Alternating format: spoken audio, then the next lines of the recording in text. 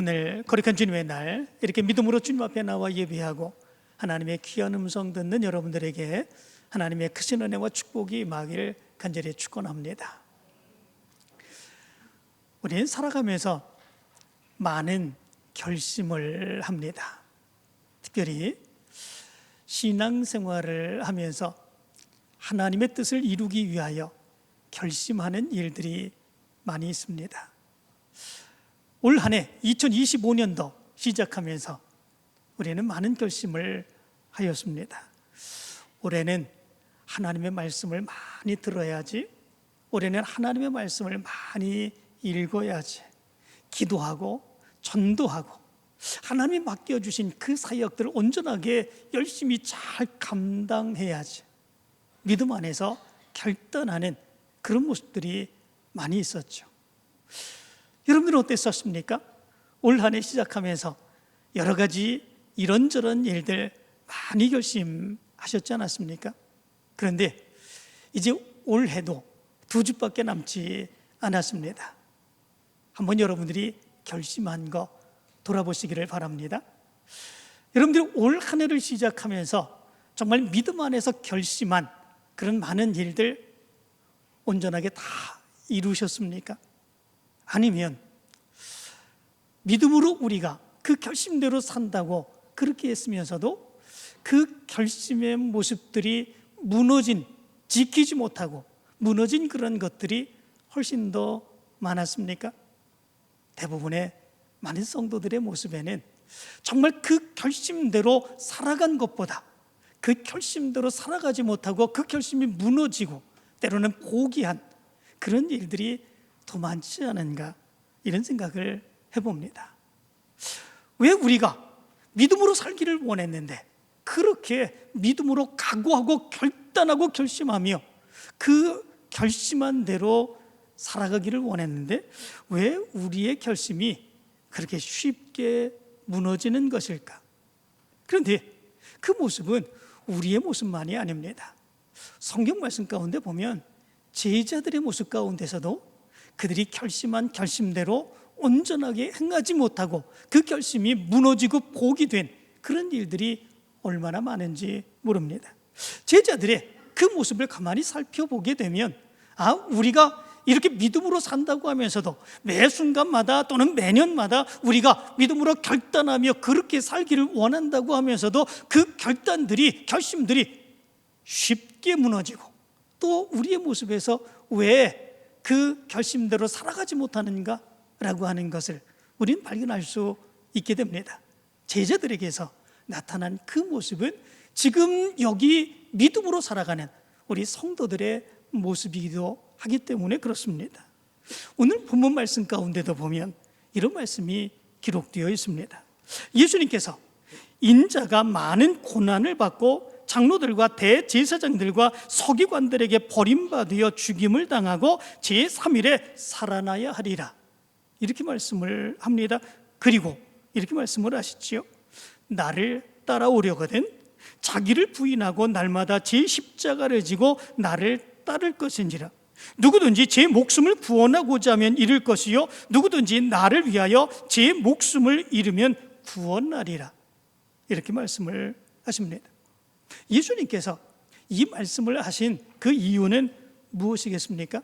예수님을 따른다고 하는 것은 내가 잘되고 나에게 좋은 일들만 일어나는 것이 아니라 예수님을 따르게 될 때에 거기에 힘들고 어려운 일, 심지어 십자가를 질 결심, 다시 말하면 자기의 목숨을 내놓는 죽음까지도 각오하고 따라야 되는 그 모습이 있다 말씀해 주고 있는 거죠.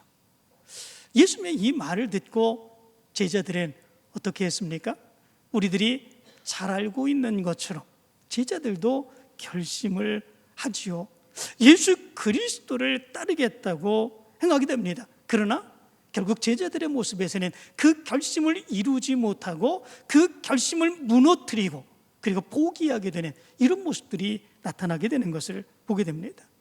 제자들의 모습에서 그러면 왜 그들이 예수님이 이 말씀을 하였을 때에 결단하고 그 결심을 이루고자 하는 그런 모습들이 있었는데 그 결심이 왜 쉽게 무너지는 그런 모습들이 있었을까? 거기에는 몇 가지 이유가 있습니다. 첫 번째 이유가 있지요. 그 이유는 상황, 분위기, 감정에 의해서 결심하는 그 모습이 있기 때문에 그렇습니다.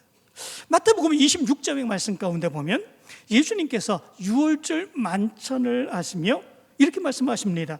오늘 밤에 너희가 다 나를 버리리라 말씀을 합니다. 그때에 베드로가 뭐라고 얘기를 합니까? 모두 주를 버릴지라도 나는 결코 버리지 않겠나이다 이렇게 얘기를 합니다. 그러자 모든 제자들도 그와 같이 말하니라 이렇게 말씀해 주고 있습니다.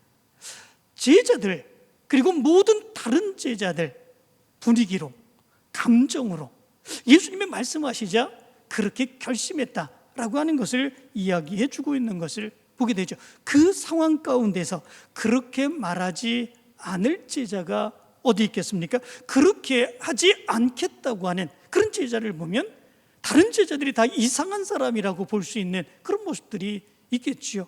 그렇기에 그들은 모두 다 우리도 그렇게 하겠다 이야기하고 있는 것을 보게 되죠. 학자들은 이렇게 말합니다. 인간의 감정은 고조된 분위기나 감동적인 상황에 즉각적으로 반응한다. 그러나 이때의 결심은 매우 뜨겁고 진실해 보이지만 사실은 분위기라는 자극에 의한 일시적인 현상인 경우가 많다.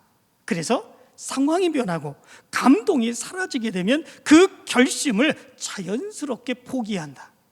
그렇게 얘기를 했습니다.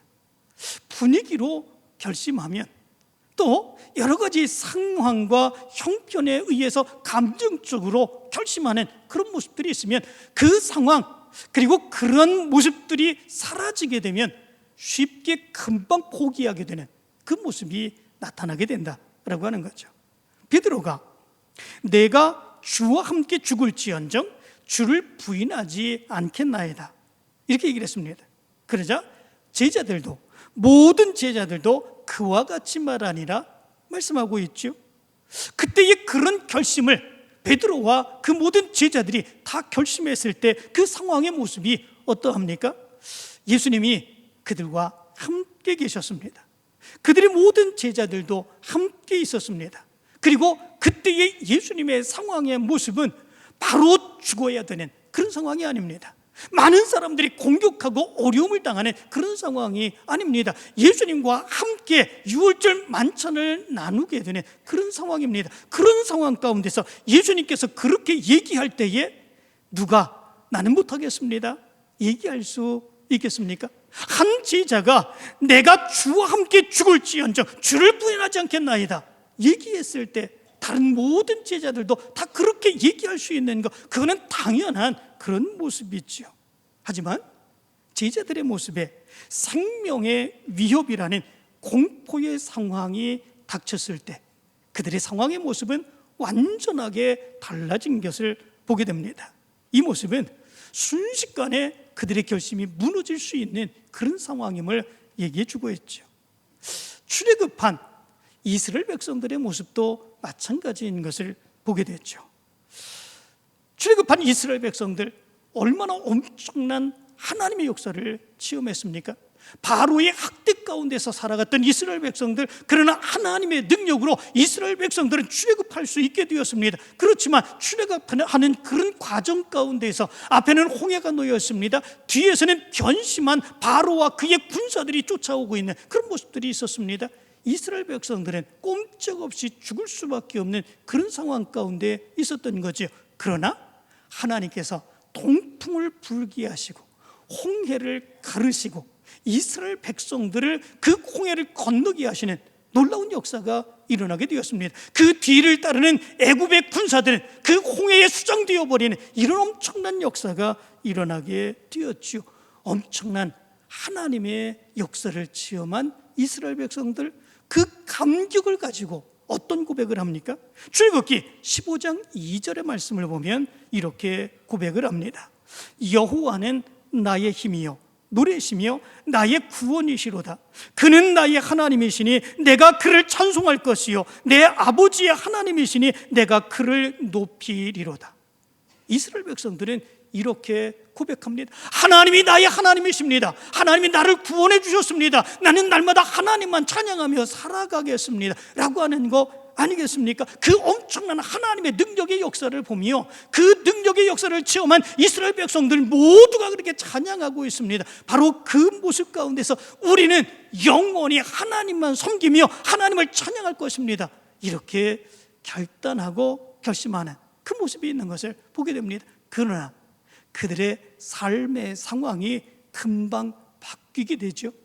홍해를 건넌 이스라엘 백성들, 이제 광야의 사막이라고 하는 엄청난 어려움 가운데 살아갈 수밖에 없게 됩니다. 거기에서 물이 없습니다. 먹을 것이 없습니다. 그럴 때에 그들의 결심은 순식간에 무너지게 되는 그런 모습들이 있게 되지요.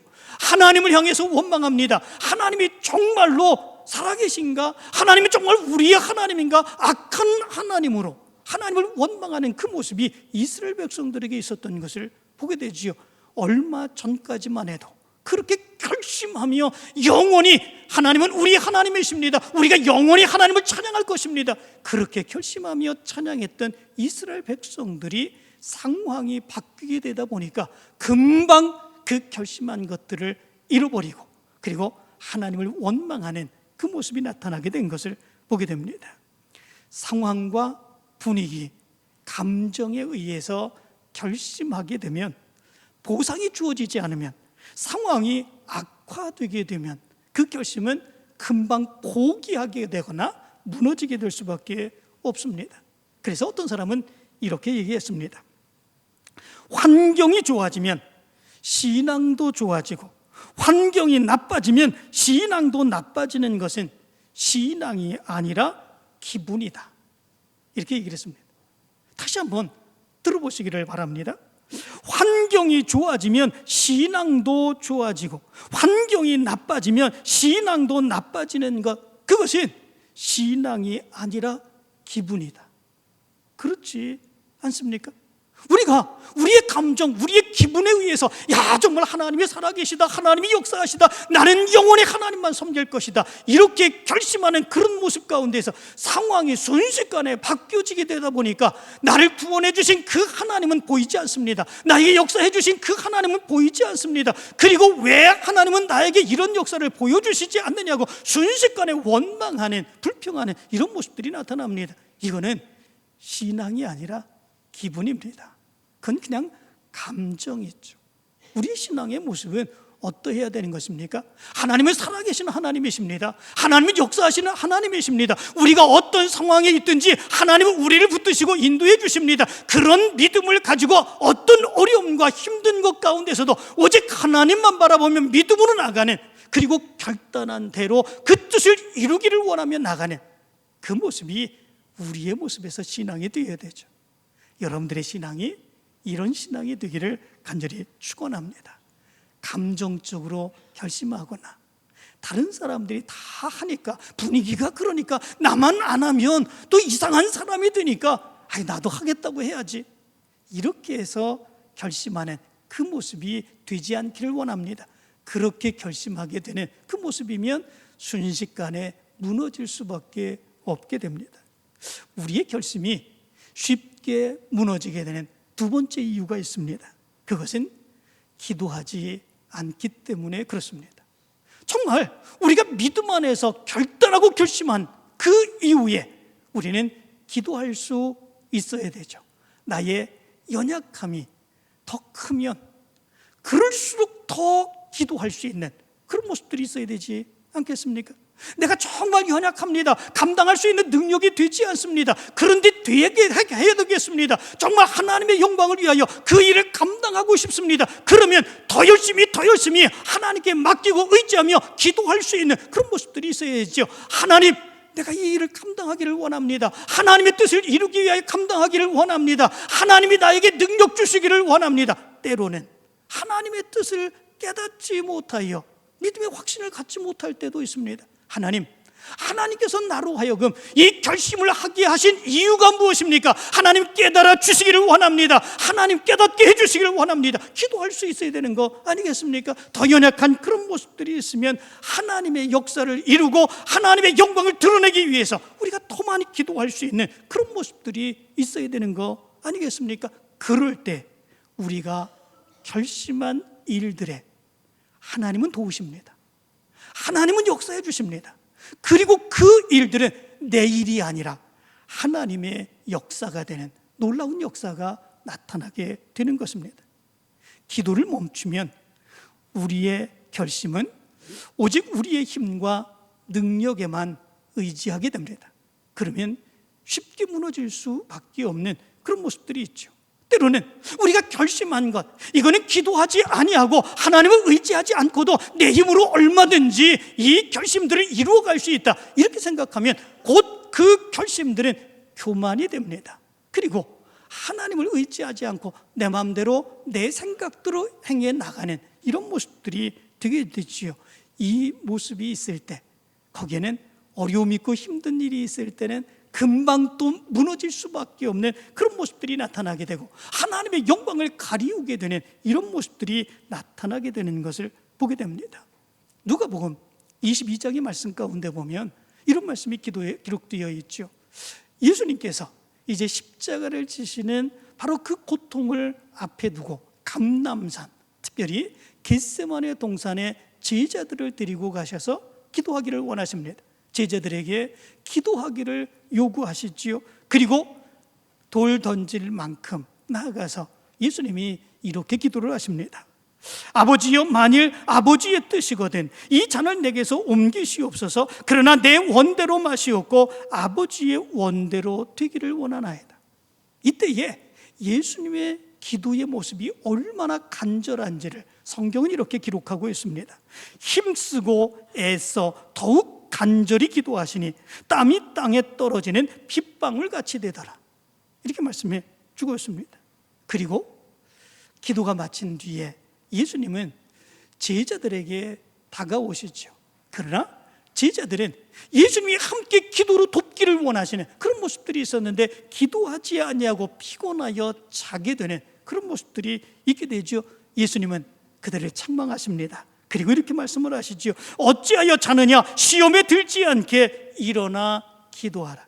그리고 그 말씀이 끝남과 동시에 그 다음 절에 어떤 말씀이 기록되어 있는지 여러분들 기억나십니까? 그 다음 절의 말씀에 보면 가룟 유다가 예수님을 잡으려고 예수님께 나와 가장 친밀한 그 모습으로 예수님께 입맞춤을 하여 예수님을 넘겨주게 되는 이런 모습들이 나타나게 됩니다. 무엇 때문에 이런 일들이 일어나게 되었습니까? 그런 상황 가운데서 정말 피눈물을 흘리며 기도하셨던 예수님은 하나님의 뜻을 이루시며 십자가를 지시러 가게 되시는 그런 역사가 나타납니다. 그러나 그런 상황 가운데 기도하기를 원했던 제자들은 기도하지 않습니다. 그 모습 가운데에 어려움이 닥치게 되자 그들은 모두 뿔뿔이 흩어져 도망치게 되는 이런 모습들이 나타나게 됐죠. 여러분들은 어떠신지 한번 생각해 보시기를 바랍니다. 여러분들이 결심한 것들이 있습니까? 그러면 기도하시기를 바랍니다. 그 결심이 이루어질 수 있도록 예수님처럼 기도하시기를 간절히 바랍니다. 그 결심이 무너지지 않도록 하나님께 붙들며 하나님께 매달리며 기도하시기를 바랍니다. 하나님이 붙드시면, 예수님이 붙드시면 우리는 온전하게 세워지고 하나님의 놀라운 역사를 위하여 그 결심을 이루며 하나님의 뜻을 이루어 갈 줄로 믿습니다. 어떤 분은 이런 이야기를 했습니다. 한쪽 무릎만 꿇으면 하나님이 반쪽 인생으로 보십니다. 그러나 하나님 앞에 두 무릎을 꿇으면 하나님이 온전하게 붙들어 주십니다. 이런 이야기를 했습니다. 그런 것 같지 않습니까? 우리가 믿음으로 결단하고 기도하는데 한쪽은 세상에 놓고 한쪽은 하나님을 의지하는 것 생각하면 하나님도 그 그 사람을 반쪽으로밖에 인정해 주시지 않는다라고 하는 거죠. 그러나 우리가 온전하게 하나님께 맡기며 의지하며 하나님의 붙들림 바 되어서 하나님의 역사를 이루기를 간절히 원하면 하나님도 온전하게 우리를 붙드시며 우리를 통해서 하나님의 역사를 이루어 가신다라고 하는 것입니다. 여러분들의 믿음의 모습에 이런 기도의 모습이 있게 되기를 간절히 원합니다. 여러분들이 결심하신 것 이루시기를 원하십니까? 여러분들이 결심하신 것 하나님의 역사하심으로 바꿔주시며 여러분들 통해서 하나님의 역사가 나타나기를 원하십니까? 그러면 그 결심한 것을 붙드시며 기도하시기를 바랍니다. 기도하시기를 바랍니다. 하나님께 맡기시기를 바랍니다. 하나님께서 붙드시고 역사해 주시기를 간절히 바라는 그 기도가 여러분들의 기도가 되기를 간절히 바랍니다. 마지막 세 번째 모습이 있습니다. 우리의 결심한 것들이 왜 이렇게 쉽게 무너지게 되는 것일까? 거기에는 지불해야 되는 그 대가를 우리가 지불하지 않기 때문에 그렇습니다. 어떤 일을 행하기 위해서 정말로 중요하고 좋은 일을 행하기 위해서는 그 일을 위해서 필요한 대가들이 있습니다. 그 대가를 치르지 아니하면 그 일은 이룰 수 없는 그런 모습들이 있습니다. 중요하고 영광스러운 더 좋은 일일수록 더 많은 대가를 치러야 되는 그런 모습들이 있게 되죠.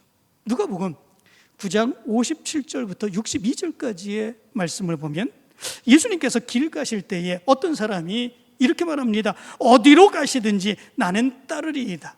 예수님을 따르겠다고 얘기합니다. 그때에 그 사람에게 예수님께서는 여우도 굴이 있고 공중의 새도 집이 있으되 인자는 머리 둘 곳이 없도다 이야기를 하시지요. 그리고 다른 사람에게 나를 따르라 말씀을 합니다. 그러자 그 사람이 나로 먼저 가서 내 아버지를 장사하게 허락하옵소서 얘기를 합니다. 또 다른 사람이 주여 내가 주를 따르겠나이다마는 나로 먼저 내 가족을 작별하게 하옵소서 이렇게 이야기를 합니다. 그러자 예수님이 그 사람들에게 이렇게 말하지요. 손에 쟁기를 잡고 뒤를 돌아보는 자는 하나님의 나라에 합당하지 아니하니라 이렇게 말씀을 합니다. 이 말씀의 의미가 무엇이겠습니까?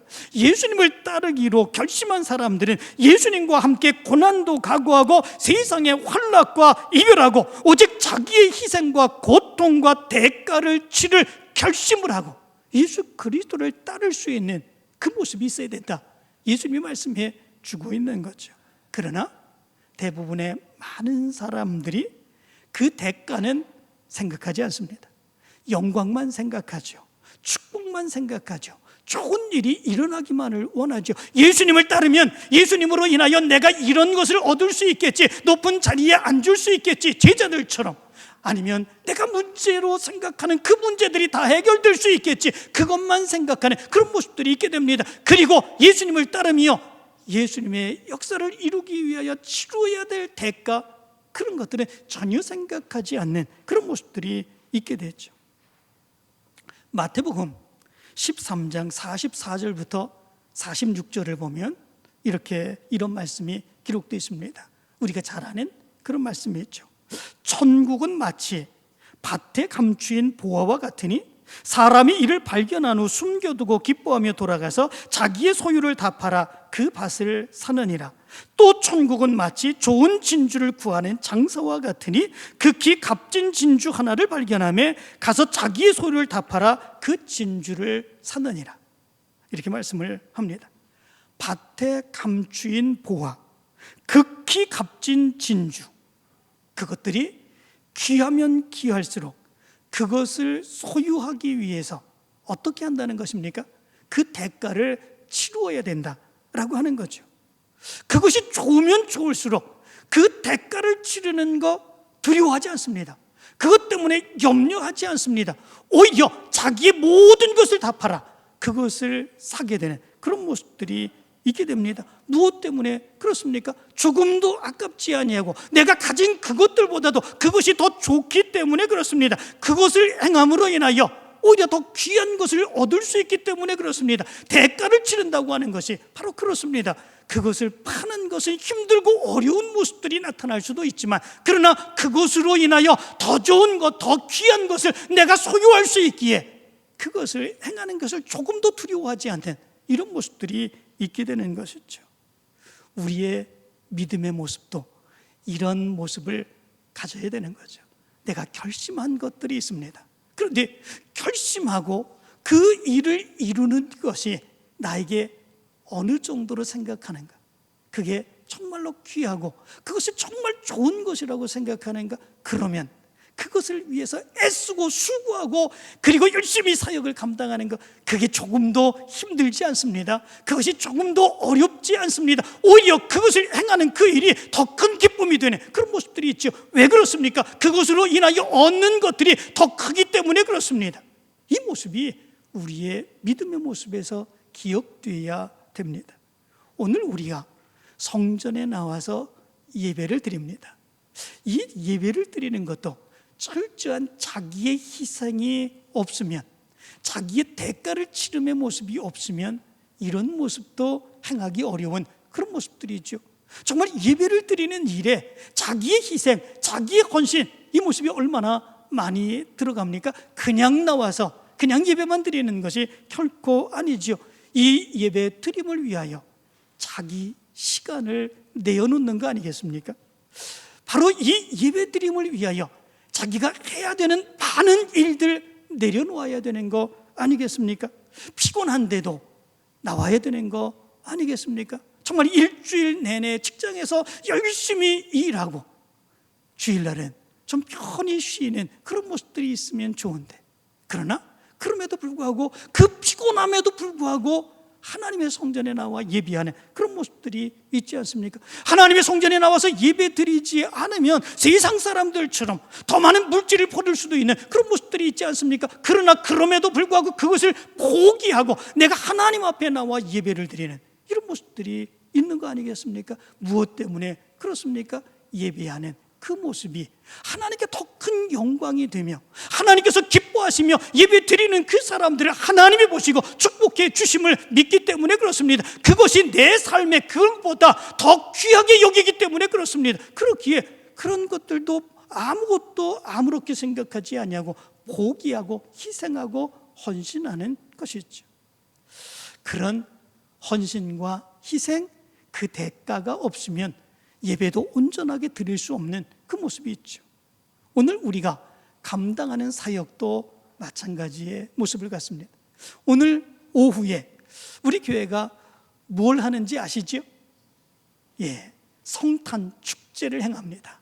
우리 유치부부터 우리 아동부, 그리고 학생부, 청년부, 청남성교회, 청여성교회, 우리 청장년회, 그리고 시온 찬양대 다 함께 모여서 정말 하나님께서 이 세상에 예수 그리스도를 보내주심에 큰 기쁨을 가지고 정말 열심으로 준비하는 그런 모습들이 있었습니다.